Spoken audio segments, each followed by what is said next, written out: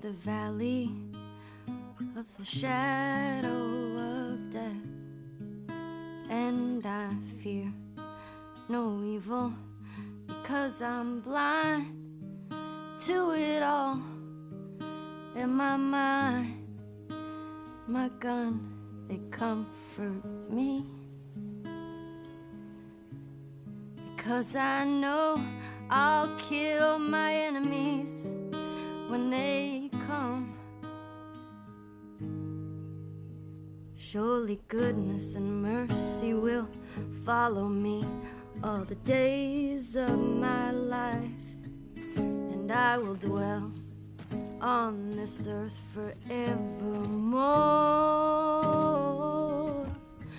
Said I walk beside the still waters and they restore my soul, but I can't walk on the path of the right because I'm wrong.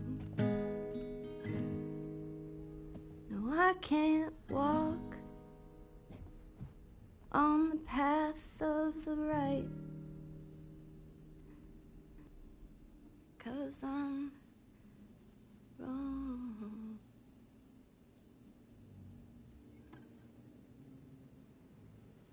What are you doing, kiddo? You really gonna go through with this?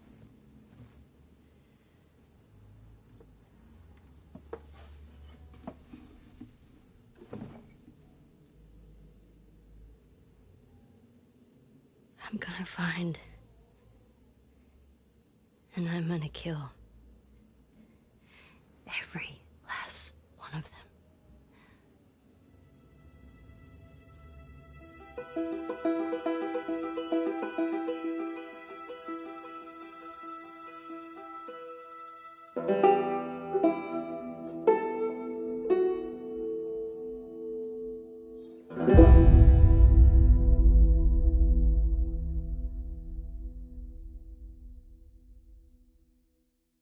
PlayStation.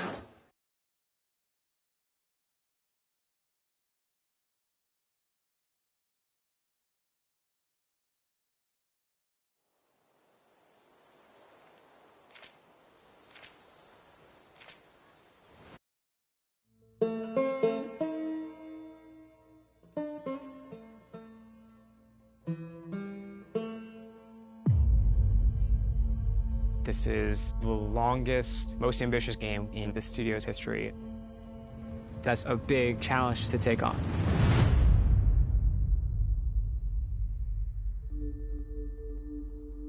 The Last of Us was this beloved game that won all these awards. So many people were like, Last of Us 1 is perfect. They shouldn't make a sequel. My hope is it's going to make the first game even greater. That's the thing I love about the beginning of a project. It's like, it's all optimism. This is going to be the game that I always dreamed about making. Let's do something new. Let's take risks. Let's kill Joel right away. Let's just kill him. Yeah, I was like, what? Yeah, let's do it. You're gonna piss a lot of people off.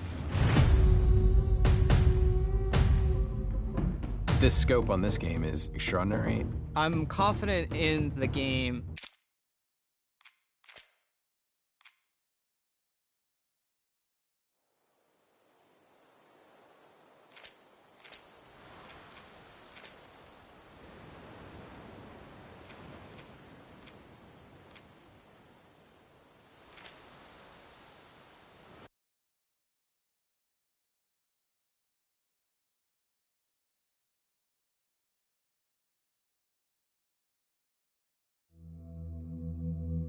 You're about to play an unfinished level from The Last of Us Part 2.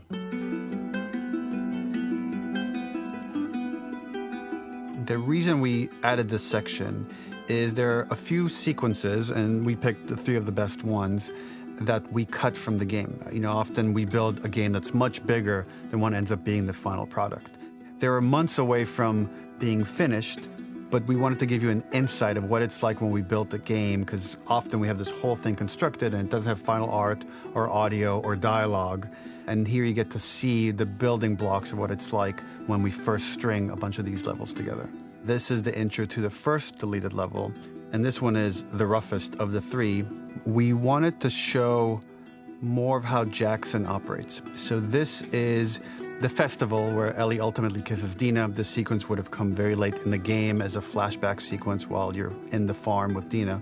And we wanted to show what is the rest of Jackson doing, and wanted to put on the stick, make it interactive. So you could see when you're outside, there are all these almost like carnival games that you can play. You could mix drinks, you could play with these kids that are playing a sort of clicker Marco Polo, sit down and listen to conversations. And all the different interactions were first or second pass, very, very early passes. The building blocks are there, but nothing is final. And ultimately, while we were very excited by this sequence, it's pretty fun and lighthearted. It just slowed things too much as we're barreling towards the end of the story at this point. So again, reminder, rough, missing audio, missing animation, missing gameplay tweaks, missing dialogue, but pretty representative of what it would have been. So enjoy.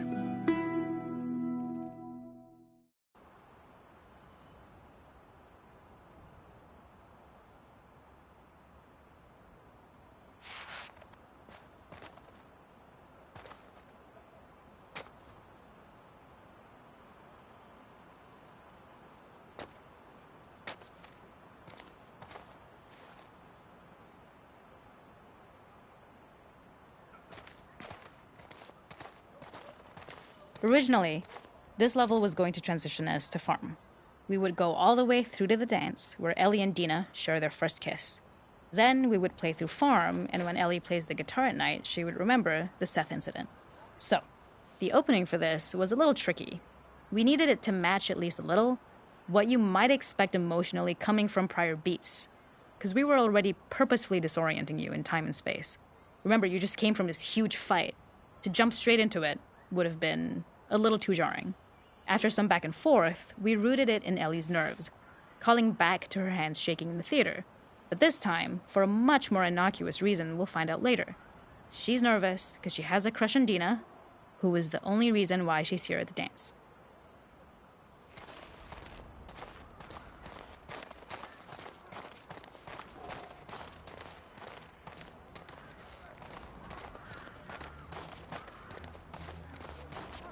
Something we really wanted to do was highlight the way their lives had turned upside down since she went down this path. We had this idea of recontextualizing all of our usual gameplay mechanics that were designed for really violent ends. The workbench, door bashes, throwable weapons, and even the infected, which is my personal favorite. Peppered throughout the level are moments of levity or shared history, all the while seeing how happy and mundane they all were before her huge revenge odyssey.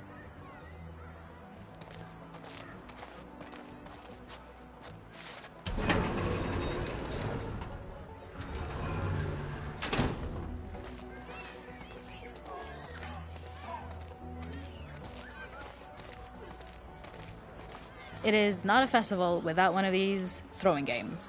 This one, of course, uses our throwable system where you're often chucking explosive things or stunning things, but for a more wholesome purpose, although some people take this game really seriously. A fun aspect of this is if you did well, you could win a toy here. Ellie would place it in her pocket. If you had done this, you'd find the toy with JJ, the baby, later back at the farm. When we cut this, the toy made it through anyway because it was so cute. It is the same one you see on the tractor at the farm. Ollie the elephant.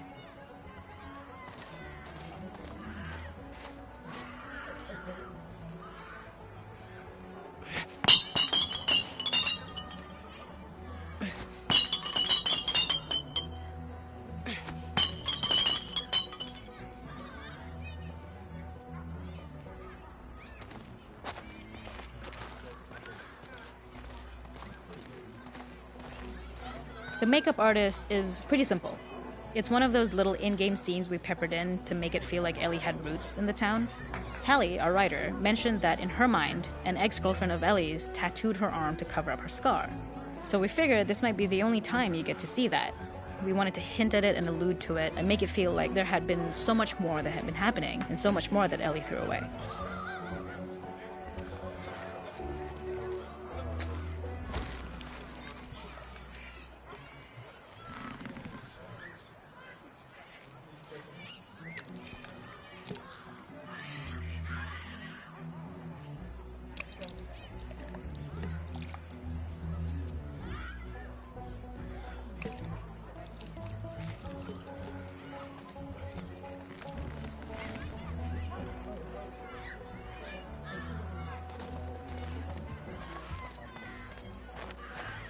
This is one of my favorite sections because I think that it achieves both the slice-of-life aspect of Jackson while also being a stark reminder of how dark the world that they live in really is.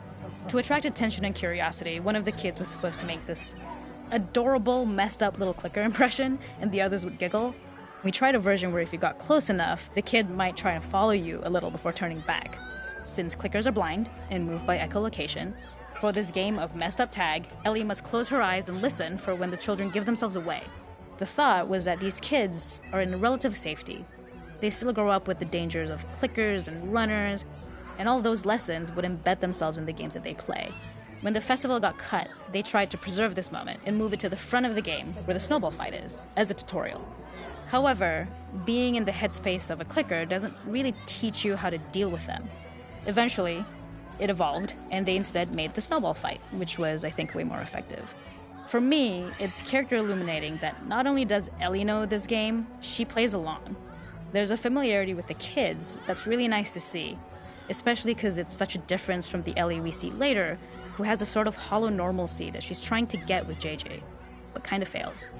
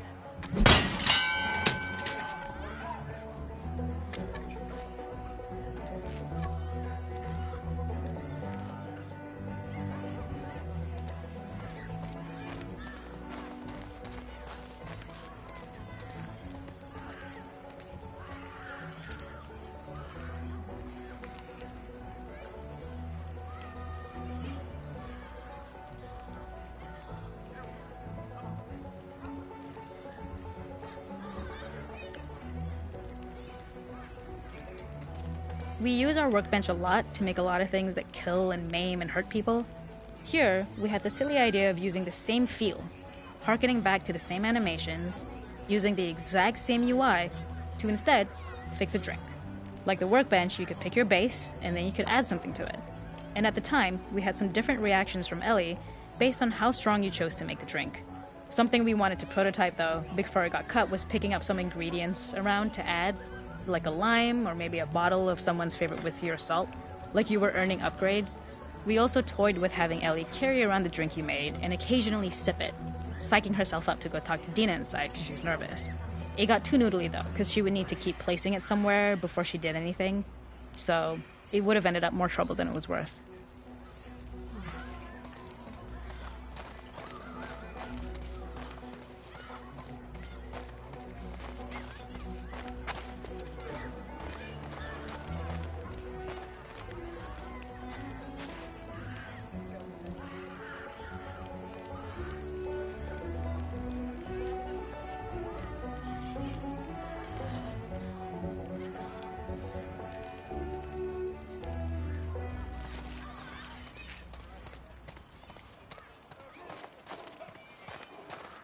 There's a hidden spot at the back that was just a bit of fun. It was highlighting Jackson's normalcy with something we would find in a real world. In the back, you would find teenagers finding some alone time with each other in a dark corner of a party. It was rewarding the player for peeking into a hidden corner, but ultimately redirecting them back to the festival. We also had versions of them smoking weed here, despite Maria's consternation, probably having gotten it from Eugene.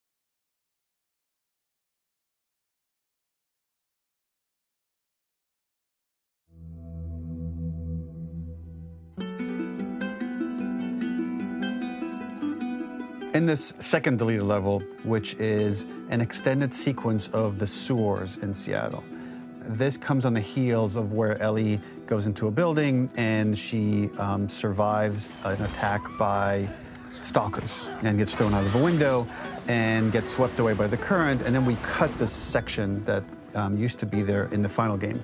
Now you will get to play it. So this was a way to get a bit more interesting puzzles, interesting traversal, figure out how Ellie can navigate the sewers with the fighting current. Ultimately, with a lot of these levels and these sequences, the reason why we cut them were for pacing purposes. But here it is for you in this very kind of raw form that part of it will feel finished, parts of it will feel like assets are missing as far as audio, animation won't be final. But it's a glimpse into what a game looks like when it's months away from finishing. Enjoy.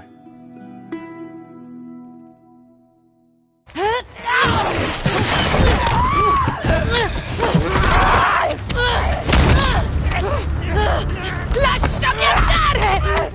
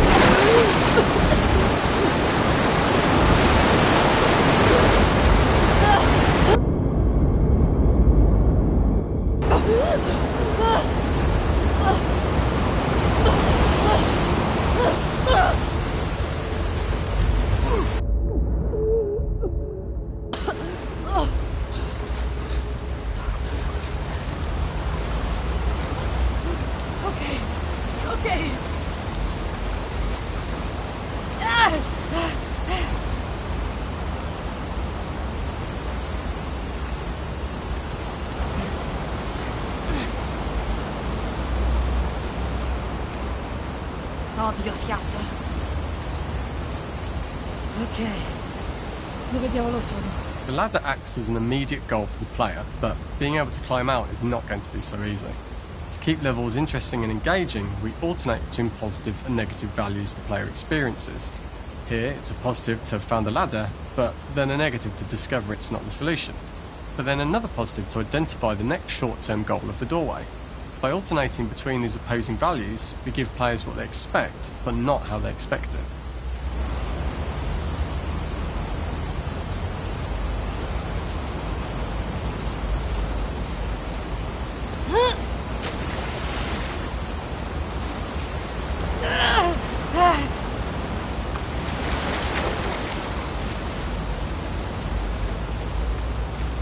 This level, internally known as Fine Nora, was quite long in duration as we had to make Ellie traverse a far distance to the opposite side of downtown Seattle. The sewer section was originally longer than what we released the game with, approximately 10 minutes more. This was one of the few areas of the game that used water flow as part of a traversal puzzle. The player has to go upstream to use the current to get to the platform to reach the other side. We mostly cut this mechanic game wide, however it remained in essence in the section swimming to the aquarium as Ellie, when you were avoiding the waves.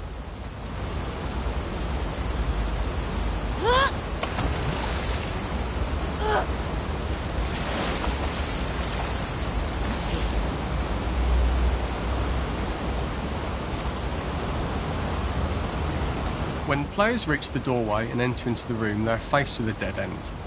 The real reason for this dead end room is that on the reversal when exiting back out of the doorway, players are faced with the route onwards. A pipe that they'd not been able to see when they were swept past it on the way in, and something that was hidden from view when on the side platforms. The intention here being that the only option is to go off the standard path in order to search for a way out.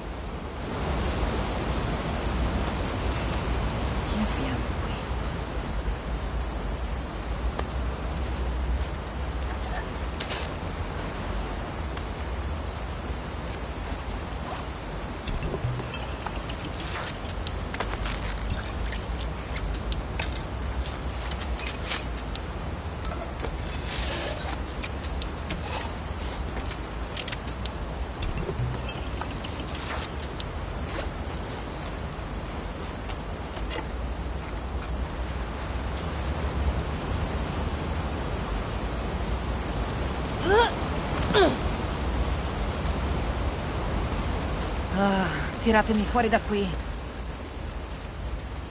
Throughout the rest of the level, we also used light to indicate to the player that they were heading in the right direction. At each turn, however, we blocked the direct route forward. Players would know that they just have to keep finding alternative paths, promoting those feelings of being desperate and trapped.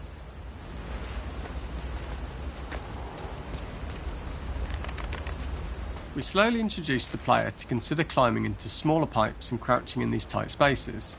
This is to slowly build up to, and encourage, the player to climb into such a small pipe that they'd have to be crawling on their stomach, which is something that the player previously may not have recognised as a playable space, let alone the desired route they need to take.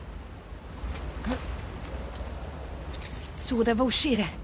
Devo continuare a salire. We added a tiny space just to reward the player's exploration with a pickup item, and we made sure it was something that made sense that you'd find in this area. A canister and all the garbage that had been washed into the sewers from the surface.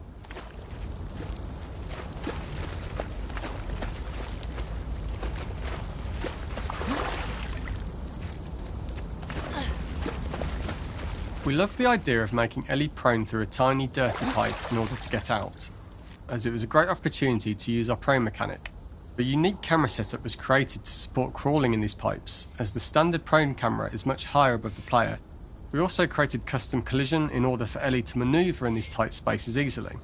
Initially, the oblong collision capsule around her character caused issues crawling around corners. We put extra effort into the custom corner collision so the movement experience is as smooth as the main game. Cazzo. Ok. Non perdere la testa, Ellie.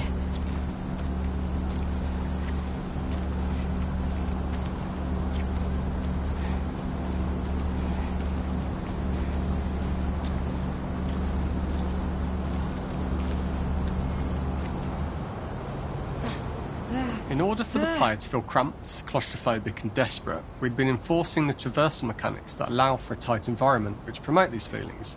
We introduced the use of the squeeze through so that we can keep the player feeling enclosed and tight, but without repeating the same geometry. Here we change from low ceilings with wider walls to high ceilings and tight walls to change up the spatial pacing and keep the level from repeating itself.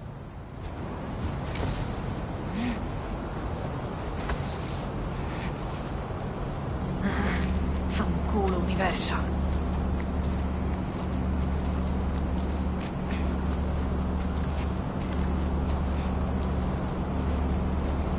Non voglio morire in questo posto di merda.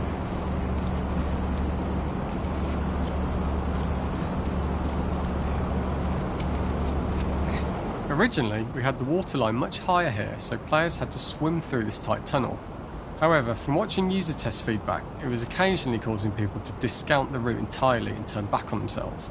So to avoid any risk of this happening in the final game, we present a lower water level so the tunnel is easy to see and commit to using. Although this isn't as impactful without the prone swim, it's the better decision as it means a smoother experience for the player with no backtracking frustration. As we surface from the water and over the crest of the slope, we reveal what is further in this tunnel. A clicker that has sprouted and the fungus has grown on the sides of the pipe. It was great to see people who user tested this area becoming increasingly worried as we forced the player to squeeze past the fungus and inches away from the clicker's face, all the time not being sure whether the clicker might be alive or attack them. Although we aren't as cruel as to force a clicker attack in such close proximity, we do have a payoff for this moment. This clicker momentarily turned into Joel to show Ellie's PTSD from what happened to Joel at the start of the game. Ultimately, we decided to save this moment for the farm level, as it was more impactful there because it could become the centrepiece of that experience. Whereas in the sewers, we weren't able to make it as much of a narrative point and give it the breathing room and reaction time that it deserves, given the tight space.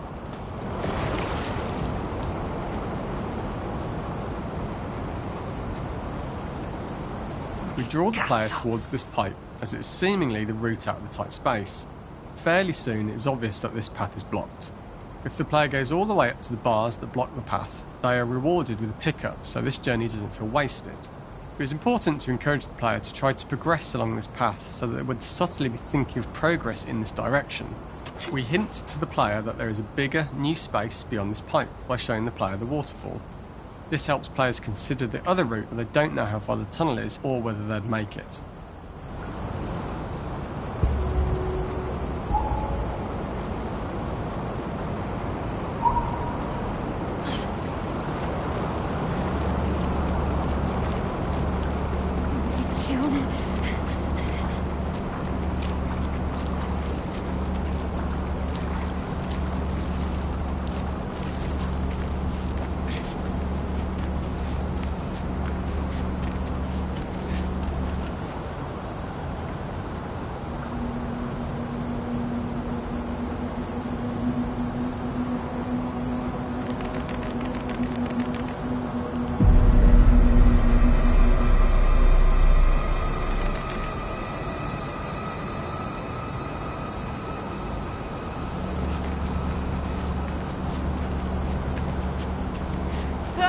merda!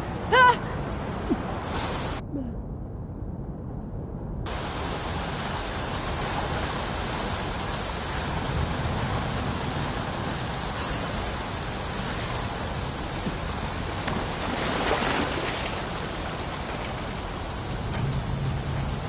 For the final section, we eventually opened you out into a wider area as you traverse through such tight spaces leading up to this, so changing the environmental pacing makes it begin to feel like we're coming to the end of Ellie's ordeal.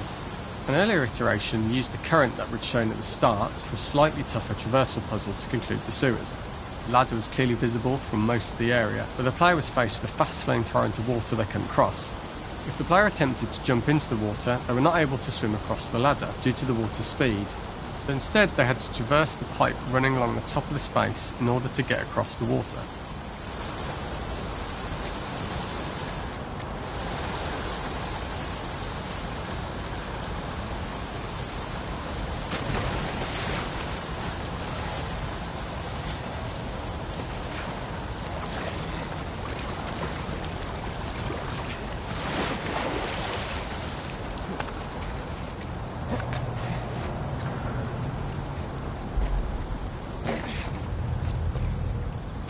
Using this pipe was retained in the iteration we shipped with, as it's the last of the extreme methods Ellie has to undergo in order to escape the sewers, and what she will go through in her pursuit of revenge.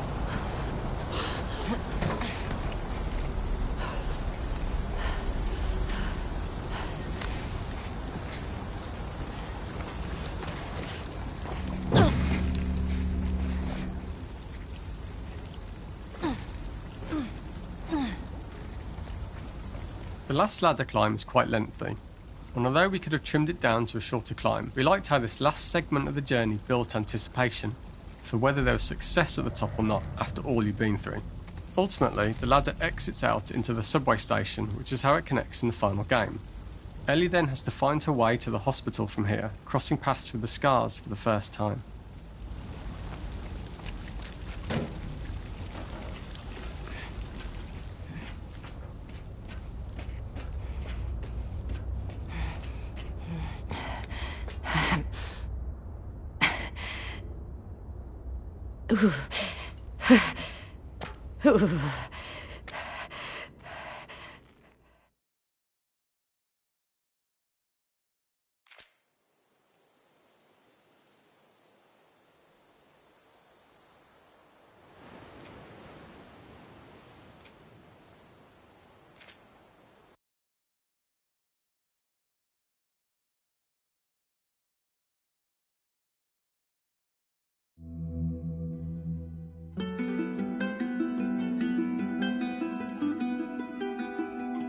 For this third and final deleted level, what we call the boar hunt sequence, this was a sequence pretty late in the game. It was right after the whole Seattle Abby sequence where Abby spares Ellie.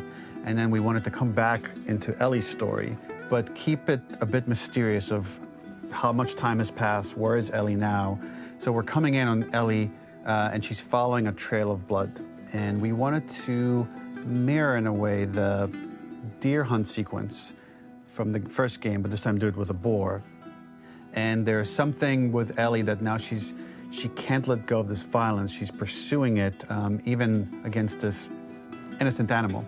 This was another opportunity to show how the violence that Ellie has experienced, the violence that she witnessed being afflicted onto Joel, is still sticking with her, and she's still experiencing these PTSD moments.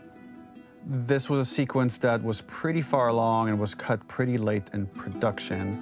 Parts of it are still really rough, but the gameplay, the building blocks were all there.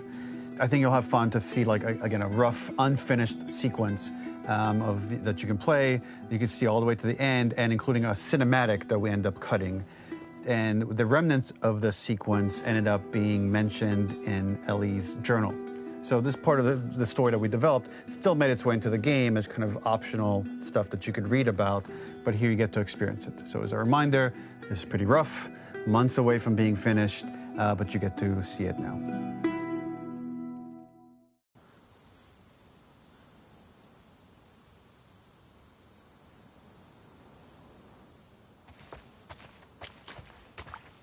Dove sei? So the boar hunt was one of the hardest levels for me to work on. It was a huge challenge with the systems that we had, and we kept trying, but it never felt quite right. Originally, the level happened after the Jackson Festival, which also got cut, but before Farm. Once the festival got cut, it became the prologue to Farm. The intended experience is that we jump forward in time after the fight with Abby in the theater. We don't know where Dina is. We likely assume she's dead because she was just bleeding out. Ellie is alone. Her hair is short. So maybe this is the future or the present. And she's hunting. Hunting who? Abby still?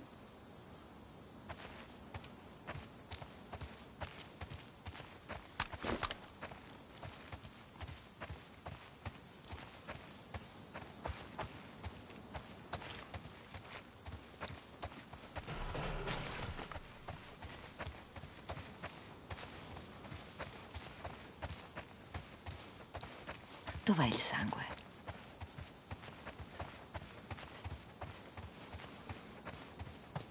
L'ho perso.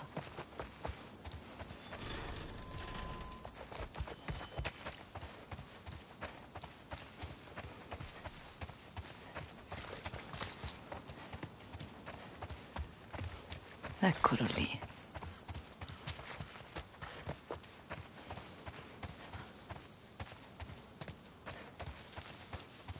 In early iterations of the fight, it was more arena-like.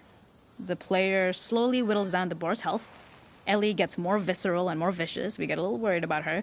As the boar gets weaker, more panicked, more feral, and we start feeling sympathetic to the boar, was the hope. In all of these iterations, especially of these wider areas, it required custom AI and scripting to make sure it continued to feel organic as an animal, but we really needed it to do specific stuff. It needed to be able to close distances really, really quickly. It needed to charge to attack, but we wanted the feeling of hunting, so we needed to track it down from afar. And we also needed to discourage the player from attacking the boar when it's that close, or it would kind of turn into this melee kerfuffle. How do we do this in our world while keeping the boar believable?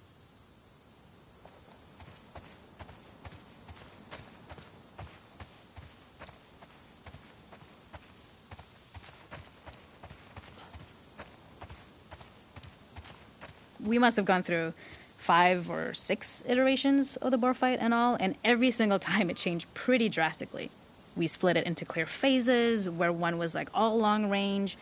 We tried another where you're getting close and you get the jump on it quite literally. You're jumping off of a rock to attack it. And then finally, we tried a bunch where you almost sort of go around a bunch of trailers and try and wrestle it. We uncovered after some time that taking down a boar over several phases felt very laborious and a little dramatic. It was comically long. It felt too boss-like, a little too gamey. We decided to cut the first few phases, and we opted for a cold open after the boar had already been hurt off screen. So that allowed us to focus on feeling like we're closing in on prey and to introduce the boar when it was at its most dangerous. Already hurt, already feral, much too close for comfort. And so the thinking was it would bring us more into Ellie's mindset. Is this really hunting for food, or is she hunting for some other reason? Trovato.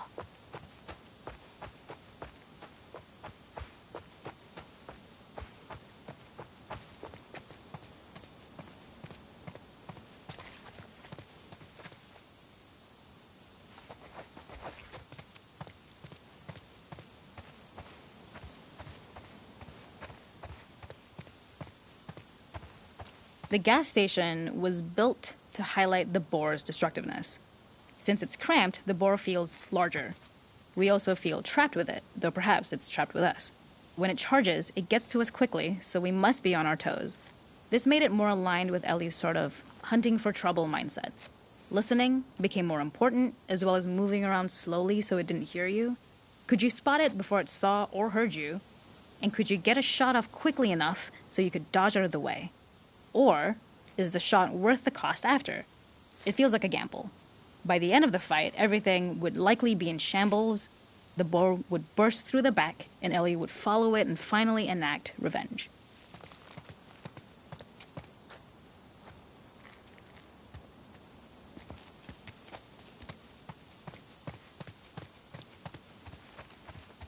Devo entrare lì dentro.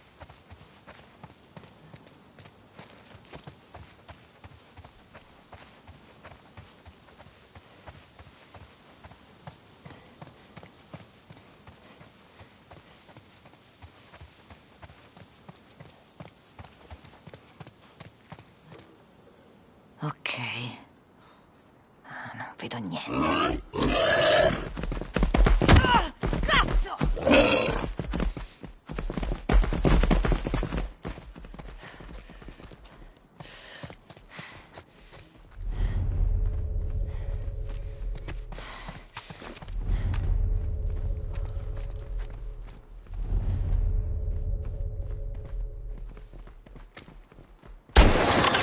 Sei mio.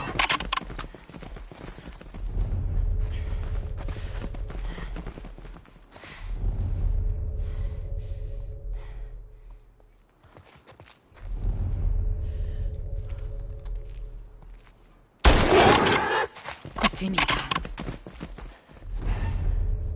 Non puoi scappare.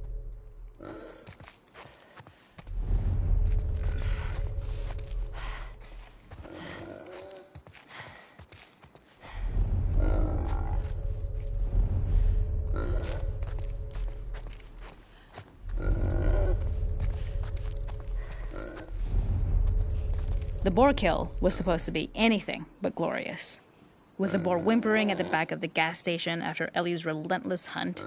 After this, hearing the drone that we kind of come to associate with Ellie's trauma, we would hard cut to the stream where she's washing her hands and holding rabbits that she hunted, about to return to Dina. And there would be no mention of the boar. Non hai scampo.